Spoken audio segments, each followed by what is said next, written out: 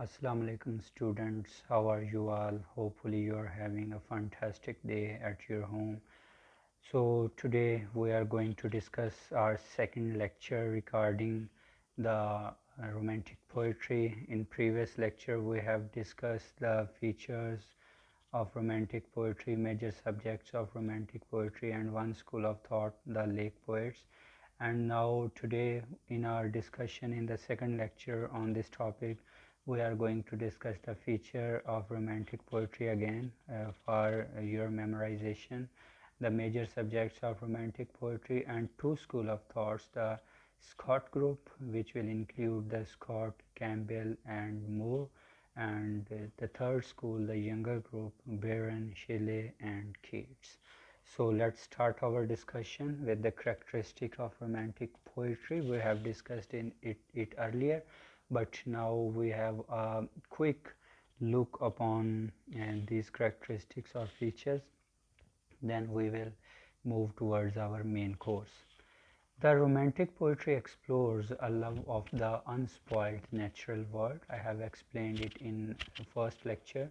The sublime and the beautiful natural existences, its values, its individualistic thoughts, imaginations, memory, and importance of emotion. So as we know about the romantic poets, that emotions are basically the fundamental feature and characteristic of romantic poetry and also the natural happenings that was discussed by the Wordsworth. Major subjects of romantic poetry talks about the optimistic sense of renewal, always talk about some kind of positive thoughts, interest in the language and life.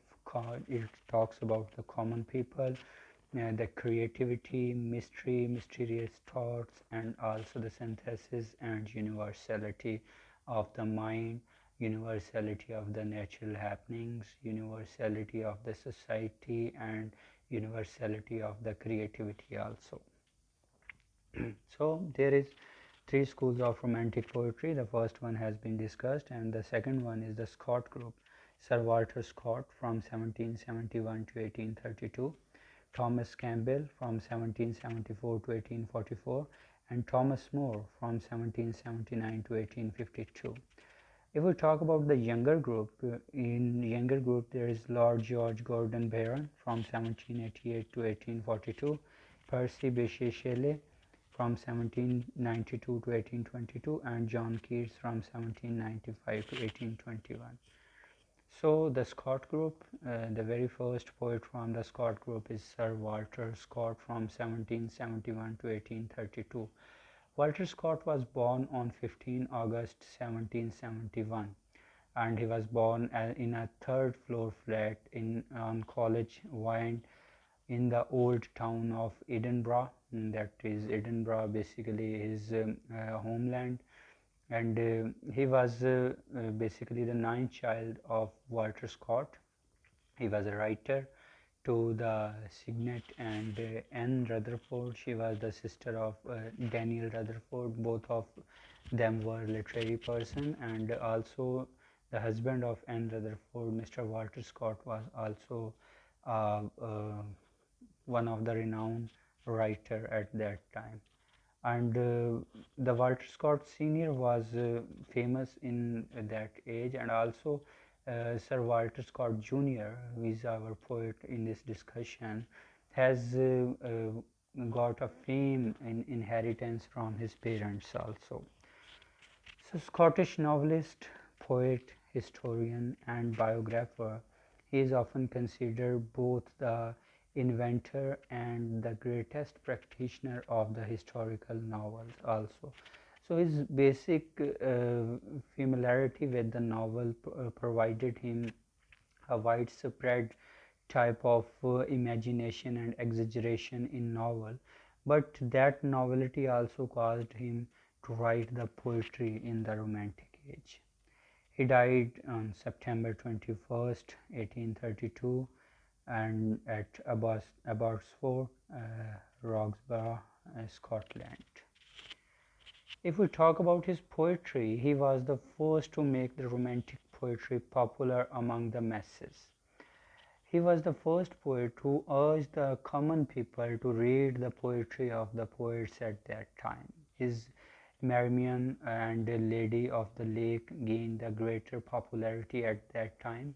Scott's poetry appeals to some themes like the vigor, youthful abandon, vivid pictures, heroic characters, rapid actions, and succession of the adventures. So all these subject matter was new at that time, but there was a mixture of romantic traditions also. The subject matters from the romantic poetry. We do not find the deeply imaginative and suggestive qualities in his poetry, but we can see the true spirit of romanticism in his poetry. That's why he is famous poet of romanticism. His major works include his best known poems as The Lady of the Last Minstrel, Marmion, The Lady of the Lake, Rokeby, and The Lord of the Isles. Thomas Campbell, who was the second poet of the Scott group, Campbell wrote the basically the Gertrude of Wyoming in 1809, and in the Spenserian stanza, like we have discussed the rhyming scheme of Spenserian stanza in earlier lectures, which does not hold so much interest today as his patriotic war song. He was basically a patriotic poet, and he written but to somehow, up to some extent, interestingly, he has written the war song like Ye Mariners of England, Ho Hollinian, and Battle of the Baltic, the ballads such as the Lord Ulin's Daughter, and the minor poets of Romantic age is considered as Thomas Campbell. He is considered as the minor poet. We talk about Thomas More. He was born in 1779, died in 1852. His poems of More are now old fashioned and have a little interest for the modern reader, but up to some extent, he is also considered one of the fundamentalistic type of poet of the Romantic age. He wrote a long series of Irish melodies, like the songs, which are the musical poems, or we can call them the lyrical, the vivacious and sentimental. His Lalla Rookh is a collection of Oriental tales in which he employs the fictitious imagery which was in an exaggerated form in such a hi-fi manner.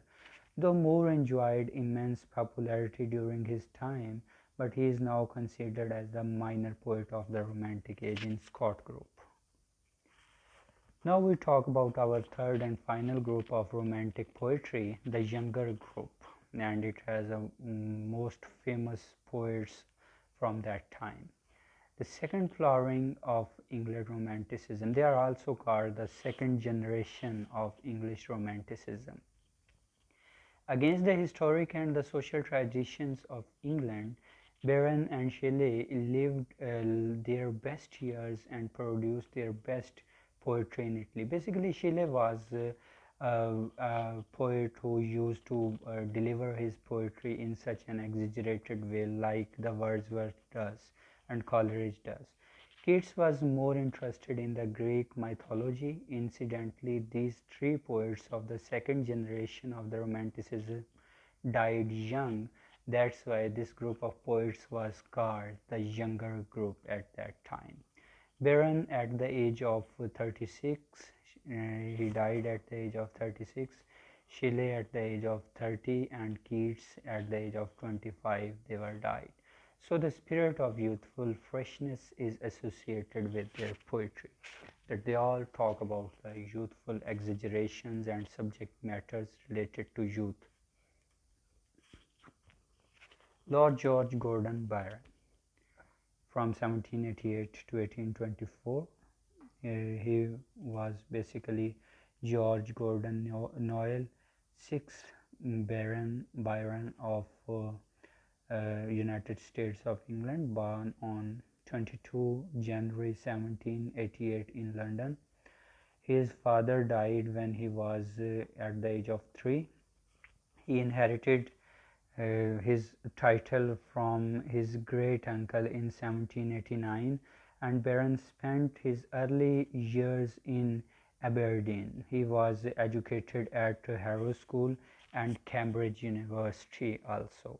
So he was himself a literary person, and he was pretty much concerned with the educational activities at that time, especially in the school, the Harrow, which was one of the famous schools at that time from United Kingdom, and also the Cambridge University. It is now also that is a famous university. Byron as a poet was the most popular of romantic poets. He is the only one who made an impact on the continent. He is the only romantic poet who showed regard for the poets of the 18th century. One of the poets who considered the 18th century poetry immeasurable to some extent, that was a versatile kind of poetry.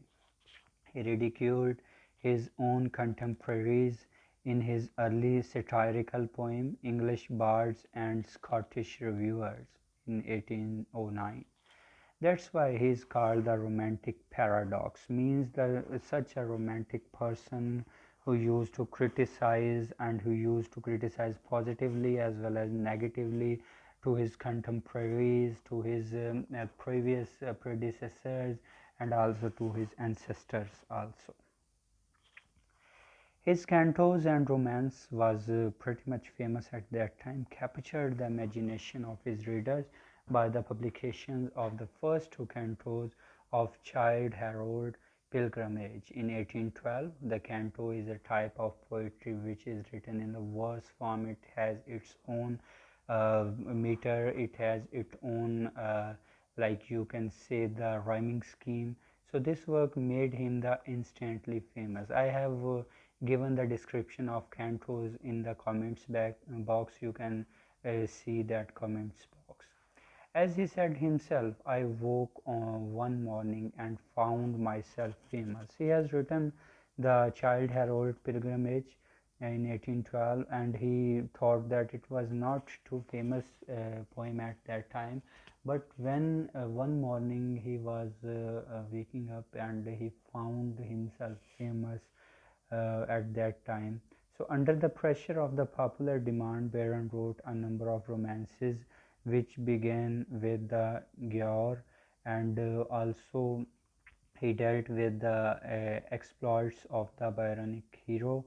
The third and the fourth cantos of Childe Harold from 1816 to 1818 have more sincerity and are in every way better expressions of Byron's genius. He also wrote two somber and self-conscious tragedies like Manfred and Can. But in the greatest of greatness of the Byron's poet lies, however, not in these poems and tragedies, but the satires that he wrote at that time, which began with the Beppo 1818 and include the Vision of the Judgment in 1822 that was written, and Don John, it was written from 1819 to 24. Of all the romantic poets, Byron was the most egoistical. He was the man of ego, like Milton, as Milton is also called the egoistic poet. Same is the case with the Byron, that he is also called the egoistical poet. His last great act, dying on his way to take part in the Greek War of Independence.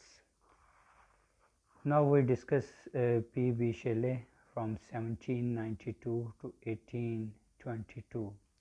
He was born on August 4, 1792, basically the English countryside area and village Broadbridge Heath, just outside of West Sussex.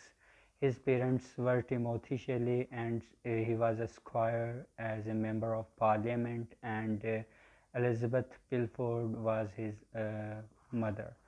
The oldest of their seven children, Shelley left home at the age of 10 to study at the Sion House Academy, and in about 50 miles north of the Broadbridge. So he was at the earliest age was separated from his home, and it is at 10 miles west of the central London. After 2 years, he enrolled at the Eton College. Basically, Shelley retreated into his imagination within a time span of 12 months. He was published two novels and two volumes of poetry, including the Saint Ivan and posthumous fragments of the Margaret Nicholson. Both of these books required a number of popular lines by the Shelley, and also these books acquired popularity at that time. But as a poet, he was pretty much succeeded. He was basically the revolutionary, idealistic, and the prophet of hope, the prophet of faith, the prophet of mercy, the prophet of knowledge, the prophet of youthfulness and revolutionary ideas. He was also a visionary who dreamed of the golden age, that one day the golden age will return to his life. Unlike Byron's genius, which was destructive, Shelley was constructive. If we talk about Byron, he used to say in destructive manner the poetry, but if we say the Shelley's work, he's like to given some positive type of constructive thoughts in his poetry. The French Revolution, which aimed at building up a new and beautiful edifice on the ruins of the old tradition, he was also a follower of French Revolution. The essence of all his poetical works is his prophecy of the newborn age. That's why he was the poet of revolutionary ideas. His early works include his long poems, The Queen Mab, which he wrote when he was 18, and condemns the king's, government's, church, property, marriage, and Christianity. He criticizes both in the positive way and negative way, and he used to talk about these subject matters as a social evils, that there is a like of some kind of revolutionary idea to change all of the social norms and conditions at that time.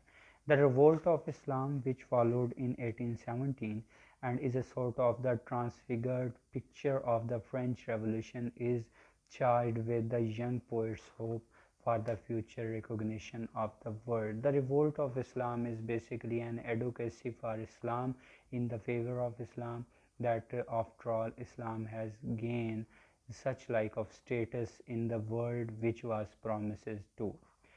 In 1820, he appeared as the Prometheus Unbound in his poem, his hymn of human revolt, triumphing over the oppression of false gods. That Prometheus is basically a Greek god, and he has written about the oppression of the false gods.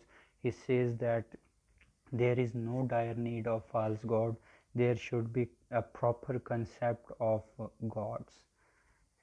If we talk about his major works, that was Alastor in 1816, Julian and Medallo in 1818, the Seneca, the poetic drama that was written by Shelley, Halles, in which he sings of the rise of the Greece against the Ottoman Empire, and Epipsychidion, basically, which celebrates the platonic love for a beautiful young Italian girl, as Plato was basically one of their gods, and Adonius, an elegy dedicated to Keats on the death of Keats. Adonius was basically such like elegy, and it was dedicated to his friend John Keats. His odes includes The Triumph of Life, an unfinished work that he couldn't complete in his lifetime, Ode to Skylark, Ode to Cloud, Ode to the West Wind, in which he utters the forth his passionate lyrical appeal. As the poet of nature, Shelley was inspired by the spirit of love. Now we quickly move towards John Keats, who is the poet of beauty, poet of truth, and poet of revolutionary ideas. Born in 1795 on basically October 31, 1795 in London, and he was the oldest of four children. He lost both his parents at the young age. His father, a livery stable keeper, died when Keats was 8, and his mother died of tuberculosis 6 years later. And for your information is that Keats was also died due to the complications of tuberculosis, that is called the TB nowadays. Keats came from the poor family. He doesn't have such like a feudalistic background or the background which has a rich family traditions, but he was from a poor family. At an early age, he had a work as a doctor's assistant to generate his livelihood, to help himself in educations, to help himself financially also. Keats as a poet is of all the romantic poets, Keats was the pure poet. He was basically the follower of pure romantic traditions at that time. He was not only the last but the most perfect of the romanticists. He was basically devoted to the poetry and had no other interest at all. He used to write poetry, he used to sing poetry, and he used to live his life according to rules of poetry. He devoted himself entirely to the worship of beauty, and writing poetry is all suited his temperament. His passion for writing poetry, which was roused, or you can see that which are aroused by his reading of Spenser's The Fairy Queen. He was pretty much impressed by The Fairy Queen, which was written by Spenser, and you can say that he was one of the followers of Spenser, and he has also used the Spenserian stanza in various of his poetic depictions. Now we move towards his works.